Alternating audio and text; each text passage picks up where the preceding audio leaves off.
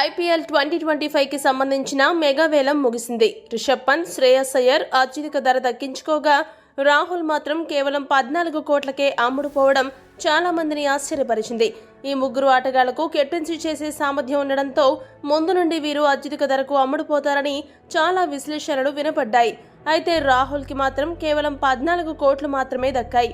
దీంతో ఇప్పటికే ఒకంత షాక్లో ఉన్న రాహుల్కి కొత్త ఫ్రాంచైజీ ఢిల్లీ క్యాపిటల్స్ మరో షాక్ ఇచ్చింది.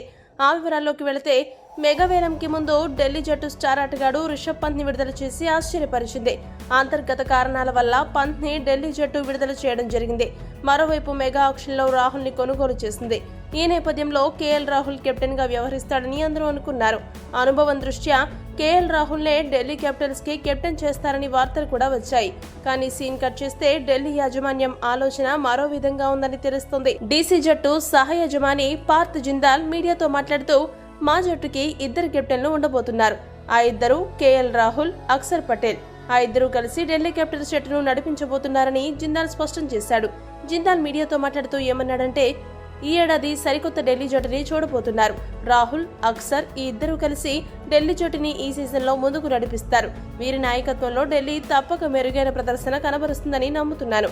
టాప్ ఆర్డర్లో ఒక బలమైన అలానే అనుభవం ఉన్న ఆటగాడు కావాలని భావించాము. ప్రతి సీజన్లోనూ యావరేజ్గా రాహుల్ 400కు పైగా పరుగులు సాధిస్తూ ఉంటాడు. అందుకే ఆ స్థానానికి రాహుల్ కరెక్ట్గా సరిపోతాడని భావించి కొనుగోలు చేశామని చెప్పాడు.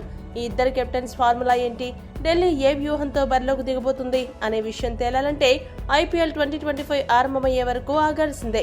ఈ వీడియో కనుక మీకు నచ్చినట్టయితే లైక్ చేయండి. మరిన్ని స్పోర్ట్స్ అప్డేట్స్ కోసం మా ఛానల్ సబ్స్క్రైబ్ చేసుకోండి.